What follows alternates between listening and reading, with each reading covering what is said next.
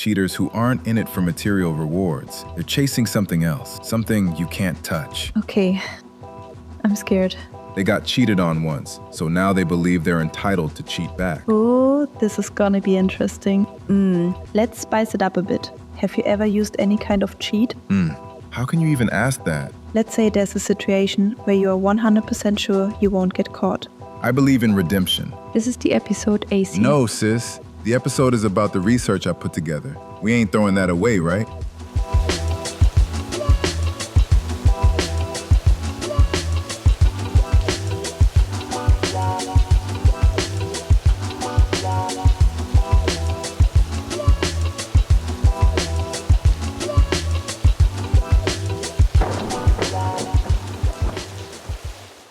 Let's start this brand new shiny episode, Acy. I would say the stage is yours. I saw your notes. It looks quite a lot of stuff. Definitely, sis. Cheating. It took me a bit of time to get my homework done this time. I was basically pulling content from a couple of different sources and actually... One thing, Acy. Have you ever cheated? Me? Sure. Every game. I'm serious, Acy. Have you ever used any kind of cheat? I'm serious, Eva. Never in my life. How can you even ask that? Well, it's a conversation. Sure, but... Would you ever make use of cheats? Yes? No? I don't get you. We talking about the topic, or this some kind of let's interrogate Acy situation? Let's spice it up a bit. The question is, I don't know how to put it. The question is, under what circumstances could you ever consider cheating? Man, none. No circumstances. Not happening. Okay, thanks. Well, you're welcome, sis. Oh my God. Because of the fear of getting caught? Nah. Genau, nah. But nah is not an answer. Well, it's my answer. But I'm the navigator of this episode and I'm setting a rule. Nah is not an accepted answer. What kind of answer is accepted? You have to motivate Acy. Listen, let's say there's a situation where you are 100% sure you won't get caught. Would you cheat? And if no, then why no? Sooner or later, every cheater gets caught, sis. Oh man, Acy. Maybe I wasn't clear and I apologize for that. What? I mean, picture yourself in a scenario where you're absolutely sure there's no risk. Let's say this is a soft cheat. Anti-cheat hasn't been updated yet. How can I put it? You're the first one testing this cheat, and it can alter your aim in your favor. It's completely undetectable. Would you take advantage of it? I mean, it's just an example scenario. Bear with me. Listen, the answer is no, and it ain't got nothing to do with fear. I mean, listen, I just couldn't sustain that weight on my reputation, you know? I wouldn't be capable of forgiving myself for that, sis. I know myself, and I would feel like I cheated on my own soul first, rather than cheating on any game. You know what I'm saying? Wunderbar. That's the answer I was looking for.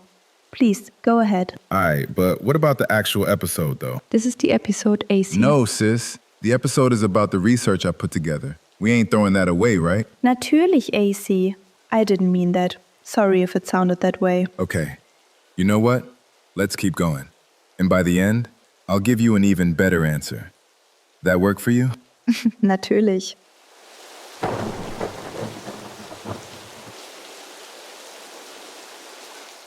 Alright, Acy, let's get into your research. I saw your notes. Pretty big notes. Let's start with the first key point. Competitive motivation. Yeah, so one of the biggest reasons people cheat is straight up competitive pressure. The study I took an example elaborates exactly on the point where... Sorry, Acy, could you quickly mention which study you are referring to this very point? I was about to mention that, sis. Oh, sorry. I shut my mouth now. No problem, sis. So, the study was published in Frontiers in Psychology in November 2021, titled, An Empirical Study of Cheating Focused on Competitive Motivation, Self-Esteem, and Aggression. Perfekt, vielen Dank. So the study showed that players who got that high competitive drive are way more likely to cheat because they prioritize winning over playing fair. And listen, that makes sense, right? The way games are designed today, they feed that mindset. You don't just play for fun. You play to rank up, to flex, to show off that fancy immortal badge, to unlock skins that prove you're elite. Genau. like Valorant's ranked system. You hit Ascendant or Immortal, and suddenly you got status. People respect it. Yeah, listen, I remember your episode, Unrated Games, With Lex. Yeah, exactly. You both were talking about this exact thing. You straight up asked, can you even imagine playing something other than ranked in Valorant? How many unrated games do you actually play in a year? Yep. And so, when winning becomes everything, some players drop their morals just to get that next rank. Because the system pushes them into thinking that if they ain't climbing, they're failing. It's like a rat race. Every game feels like survival. And what's an easy way to survive? Cheating. Cheating. Well, Valorant is super competitive by nature. You feel stuck in Platinum for 2 acts, see all your friends ranking up, and suddenly the temptation creeps in. Yeah, some people want that cool act rank badge to flex on their profile. Competitive motivation ain't just about personal satisfaction. It's also about looking good to others. And if they gotta break the rules to get there, some players don't even hesitate. Makes sense. I mean, not cheating, but it makes sense the way you put it. All right, let's move to the second major factor, aggression. All right, so the study found that aggressive players are way more likely to cheat. And when you think about it, that lines up perfectly with the kind of players we run into in ranked. You know the type. The rage micers, the serial insulters, I forgot about the serial insulter. the people who start griefing 5 rounds in because they think teammates are throwing. Yes. Every lobby has that one guy who's mad before the match even starts. And here's what's wild. Aggressive players don't just cheat to win. They cheat to hurt others. Like if they're tilted, if they feel wronged, if they got stomped last game, they turn to wall hacks, aim bots, spin bots, whatever makes them feel in control again. Okay, so it's not even about climbing, but more about domination. Exactly, sis. Some cheaters aren't just frustrated. They want revenge. They want to flip the script, make others feel what they felt. They want to make others suffer because they're pissed off. And that creates a loop. Because guess what kind of players love competitive games like Valorant the most? Aggressive players. So you get this cycle where they're drawn to the most competitive games. They tilt the hardest. They rage the hardest. And eventually, some of them snap and cheat. That's wild. So you mean if I queue into a toxic lobby and I hear a guy raging at round 1, chances are he's more likely to cheat than anyone else in the game? Well, that's what the data says. If someone's mad at the world, they're more likely to break the rules just to feel in control again. Oh man, hey. Alright, final part of the study in your notes. Self-esteem. I'm very curious now. Yeah, so here's the interesting part. High self-esteem players don't cheat. They don't need to. They trust their skills. They trust the process. But low self-esteem players, that's where you get cheaters. So, to stop cheating, we all need to believe in our skill set? Ich meine, people with mediocre skills will end up cheating one day? I don't think so. Self-esteem isn't about skill level. It's about mindset. You don't gotta be immortal to have self-esteem. You just gotta believe in your own journey. Explain. Listen, being disciplined is a skill. Being consistent is a skill. If you're grinding, learning, reviewing your mistakes, adapting to the game and all that stuff, you're already skilled, even if you're not hitting top frag every match. The players who respect their own progress, they don't need cheats, because they trust the grind. Okay, so self-esteem isn't about being the best. It's more like knowing you're on the right path. Yeah, players with low self-esteem cheat because they don't trust themselves. They think they're incapable of reaching their goal legit. I mean, they have a problem experiencing the grind. Yeah, so they grab a shortcut. And once you do that, you're basically admitting, I don't believe I can do this for real. That's why cheating is so pathetic. It's self-sabotage. It's not a flex. It's a confession of failure. Damn, that's a brutal way to end this chapter. Ain't no sugarcoating, sis. The numbers don't lie. Also, Acy, I saw you wrote some numbers about cheat prices, the number of people using cheats, and more. But then you strike through those lines. Yeah, I was curious about the numbers. Wanted to see how big the whole scene actually is, you know? Just to get a feel for how widespread this thing really Ja, is. genau. Numbers give us the dimension of what we're talking about. Let me see.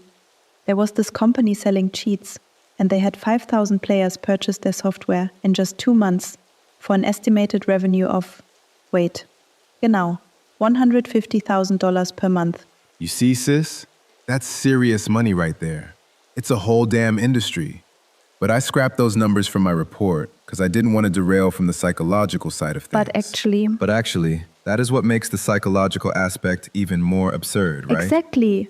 Because now we're not just talking about some random kids downloading cheats for fun. We're talking about 5,000 people actively paying to cheat. That's 5,000 people willingly deciding, yeah, I need this to win. Yeah. What's going on in their heads, though? What's the impulse that makes them pay for it? Like, it ain't even a spontaneous decision. They had to go out of their way to find it, buy it, install it. And that's the part that's wild. Because it ain't just some casual thing. They're investing in cheating. They're buying into the idea that they can't win without it.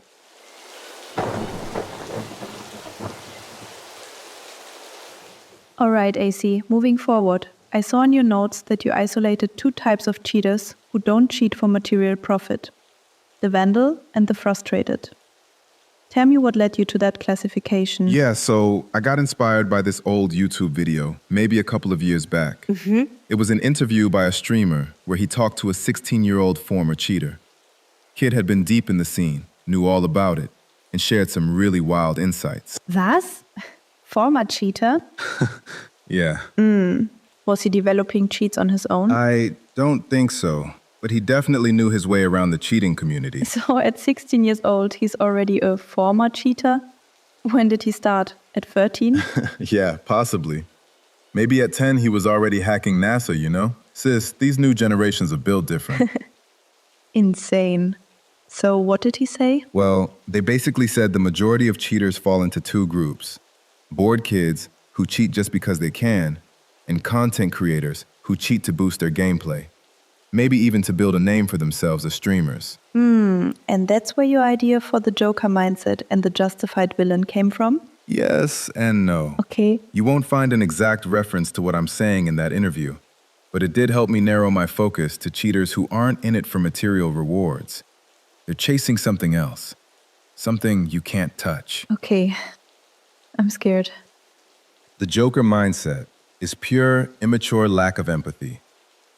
Justified villains, they think they're fixing something, like they got cheated on once, so now they believe they're entitled to cheat back. Oh, this is gonna be interesting. So let's talk about the vandals and their Joker mindset. These guys cheat not because they need to, but because they want to. Oh God. It's all about chaos for fun, with zero concern for fairness or consequences. So they don't even care about climbing ranks. Not really. To them, winning and losing don't matter. What matters is ruining the experience for others. These are the guys who run spinbot hacks in Unrated, teleport across the map in a spike rush, or use wall hacks just to flex before throwing the round on purpose. They love watching people rage. That's the real dopamine hit for them. Oh, I can already picture them. Chat flooding with reported, ban incoming, tougher is this dude doing? Yep. And the thing is, they never see the consequences. They make a fresh account, cheat until it's banned, and move on to the next one. Impunity is their playground. There's zero accountability, because they can just keep coming back. Valorant's free-to-play model makes it way too easy for them. Yeah, and let's be real. It's fun for them. The same way some people grief lobbies by team flashing or running it down mid, these guys take it further because they can. Anonymity gives them a shield to be the worst version of themselves. Exactly. No consequences, no responsibility, just pure destruction. That's so cringe to hear. For most of them, it only ends when they get bored. The more they ruin games, the more they crave new reactions, new victims. They want to see people break down, type essays in all chat, lose their minds in voice comms. That's what fuels them. So, in a way, the real game for them isn't Valorant. It's the reactions they farm. Exactly. Winning a match doesn't matter. Winning to them means triggering someone into a meltdown. That's their scoreboard. That's actually terrifying. Yep, sis. What about those kids who just can't manage to win a single game? You know, the ones who start cheating just to hit the rank they need to play ranked with their friends? That's a solid point.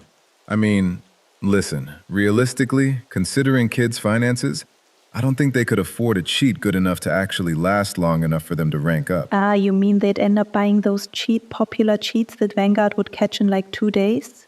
Exactly. They're more likely to just buy an account that's already at the rank they need, skip the grind, join their friend's lobby, and play without risking getting banned halfway there. Ah, I get it now. Yeah, that actually makes a lot of sense. Aight, now let's talk about the justified villain, the cheaters with the biggest self-esteem issues. These guys don't cheat for chaos. They cheat because they feel robbed every time they lose. Like, they genuinely believe they deserve to win. And when they don't, it's because something unfair happened. Okay, so they basically think every loss is some kind of injustice. Exactly. They feel cheated by the game itself. Every time they run into better players, instead of thinking, damn, I need to improve, their brain goes, nah, this isn't fair, I should have won. It's pure entitlement. And for some of them, this paranoia grows to the point where they convince themselves that everyone else is cheating. So they start cheating too. Like there's some kind of vigilante balancing the scales. That's insane. They're the ones getting outplayed. But in their mind, they're the victim. Exactly, sis. And then there's the second type of justified villains, the ones who actually got hacked. These are the guys who lost their account to a cheater, got their rank stolen, or had some bad experience with smurfs or hackers. And instead of moving on, they go full on, if you can't beat them, join them. They feel like they're owed revenge, so cheating becomes their way of getting even. So in both cases, it's all about rationalizing their own cheating. Exactly. They refuse to see themselves as actual cheaters. They see themselves as players who had no choice. Either they were wronged first, or the system is unfair. So they feel entitled to break the rules. So it's never their fault. Never. And that brings us to the most interesting profiles of cheaters. The ones who cheat to build an identity. Oh, you mean cheater streamers? Bingo. These are the ones who want to sell themselves as something they're not.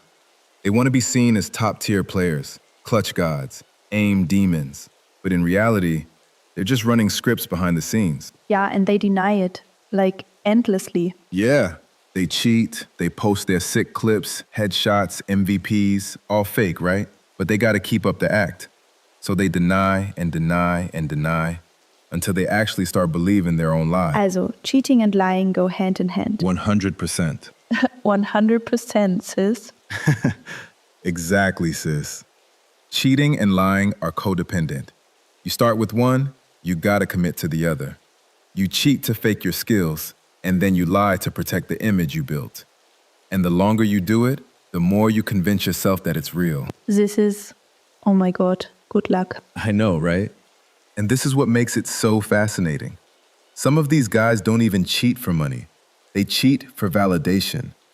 They need people to believe in their fake skill, because deep down, they don't believe in themselves. That's actually kind of sad. It is, sis. It really is.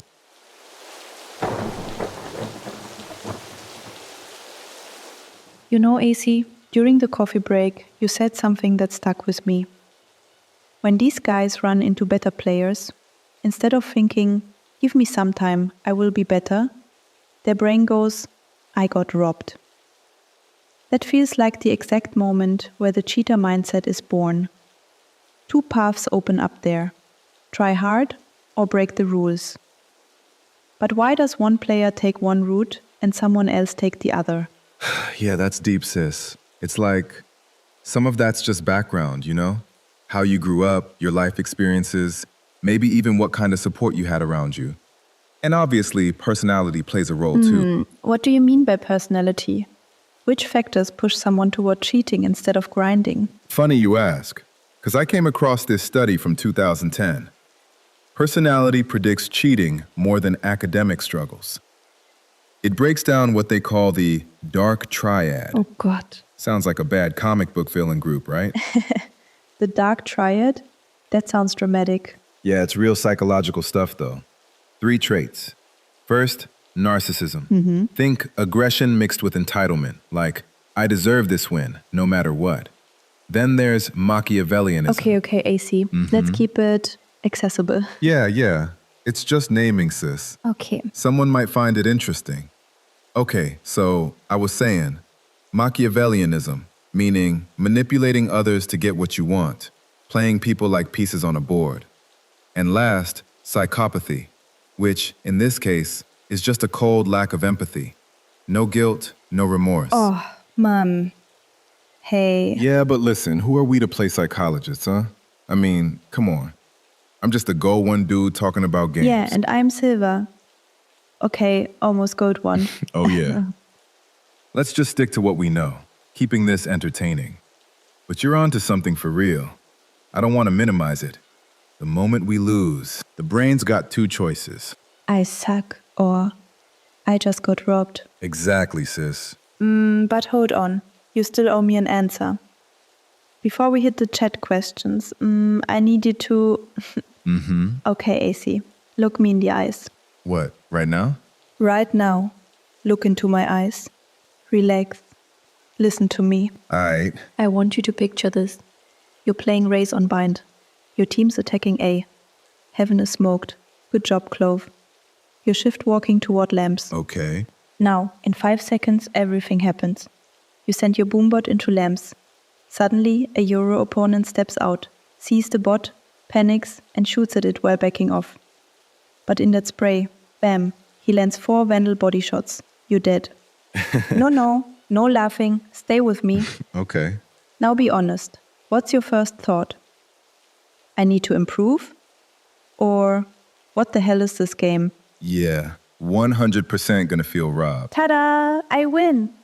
Win what? Making you admit you've got the cheater instinct in you somewhere. Nah, that's cheap. You set me up with a situation that probably happened to you. Yeah, so? And you asked me to read my feelings, not my actions. Genau.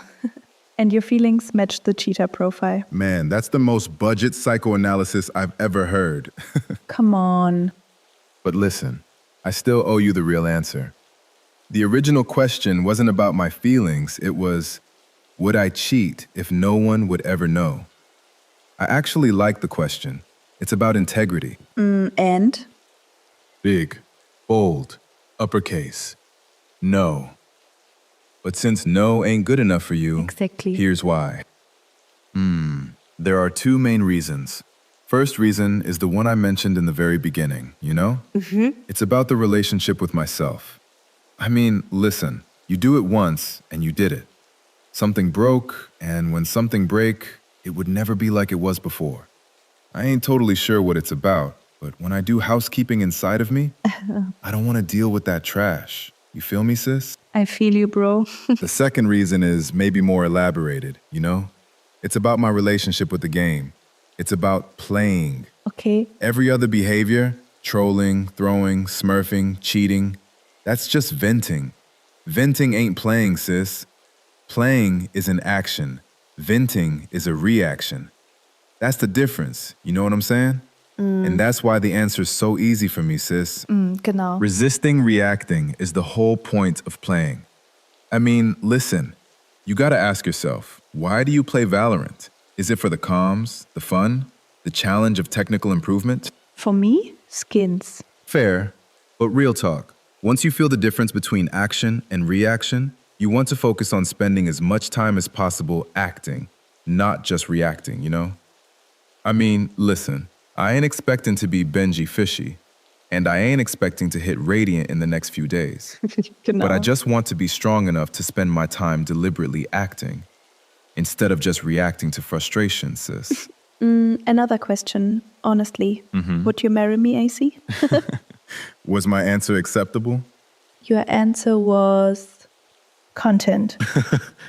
Aight. Let's move on to questions from the chat.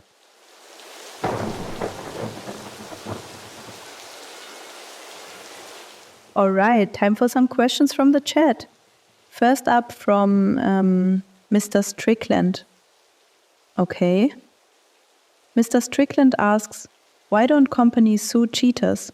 Are cheats actually profitable for gaming companies? No. Please, let's not start with conspiracy theories here. Yeah, please. Listen, there are plenty of public lawsuits against cheat developers. Companies like Riot, Epic, Blizzard, they've all gone after cheat makers for millions of dollars. And they win, too. Exactly. These aren't secret backroom deals. The stuff's all out there if you want to look it up. Cheating is pure vandalism, wrecking a product that's meant to be competitive. No game dev wants that. Yeah, why would a company want to damage its own player base? That's bad for reputation. Right.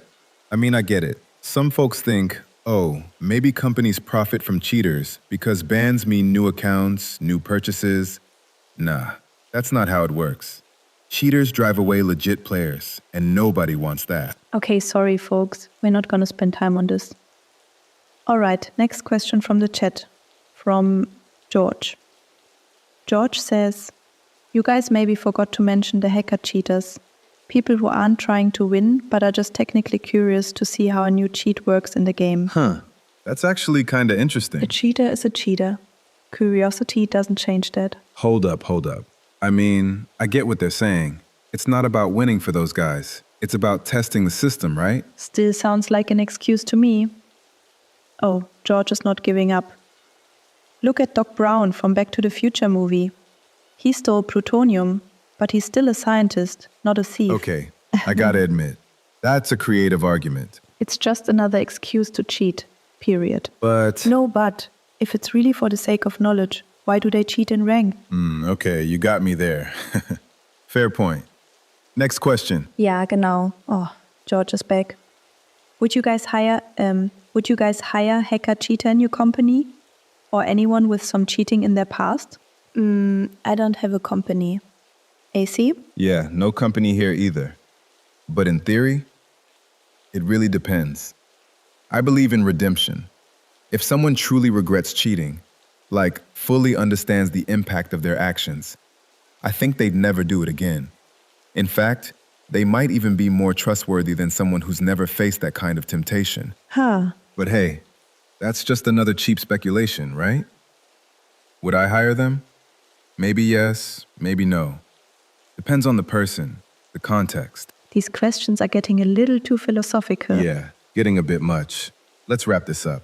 Wait, last question just popped in. How are you guys holding up during the Milton hurricane? Ah, good question. We're doing fine. Had a couple of rough days with some food shortages, but nothing too bad. Honestly, we've been keeping busy, writing these podcast episodes and hitting the hotel gym. Yeah, it's been kind of chill, all things considered. This podcast has actually been a solid distraction. Yeah, keeps us sane. All right, I think it's time to wrap this up. Oh, one last question just popped in. Okay, you guys don't cheat if others cheat. But what if the whole game is manipulated? Isn't the cheater just a product of the artificial frustration games generate? Listen, let's be real. We ain't here to dive into conspiracy theories, prove the unprovable, or waste time speculating, you know? Genau. I mean, from the Bunker Podcast point of view, it doesn't even matter if the game would be manipulated. Let's say you're gold, solid MMR, and suddenly your teammates are the lowest MMR golds, while your opponents are stacked with the highest gold MMR.